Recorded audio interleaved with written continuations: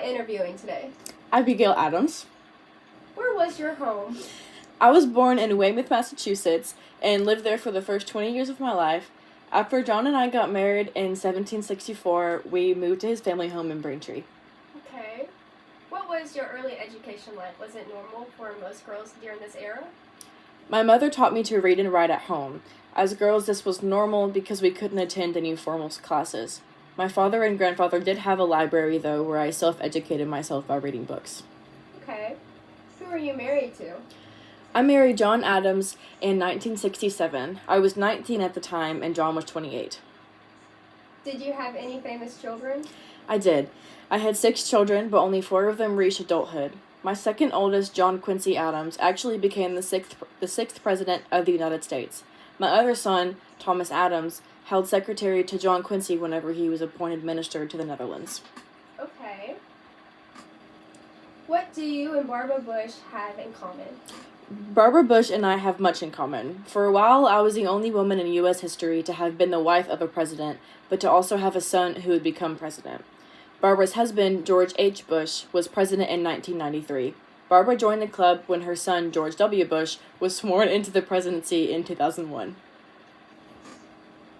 Were you frequently separated from your husband? What did you do when he was gone?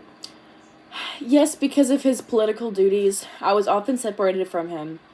For example, whenever John served in the Continental Congress, I stayed in Braintree to raise and care for the children. John also traveled to Europe as he was the American minister for Great Britain. Letters were our main form of communication. Okay. Who did you want your husband to remember when he was drafting the Declaration of Independence? What was his response to your request? Whenever John was drafting the Declaration, I asked that he remember the ladies. I asked that he be more generous to us and allow us to be free of the legal control from our husbands and fathers. John didn't agree with me, though. He responded, "I cannot but laugh." He said that they knew better than to repeal their masculine systems. Okay. How did you view slavery? Was this unusual?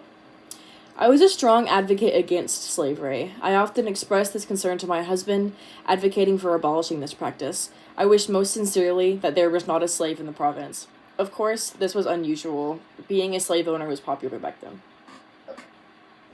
How did people view your husband during his presidency? I believe you either liked or disliked him.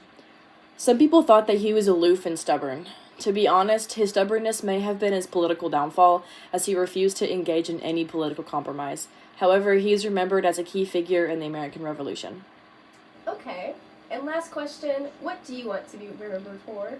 I want to be remembered for my advocacy for women's rights and my opinion to abolish slavery. If there's one thing I think everyone should remember, it would be remember the ladies. All right. Thank you for this interview. Thank you.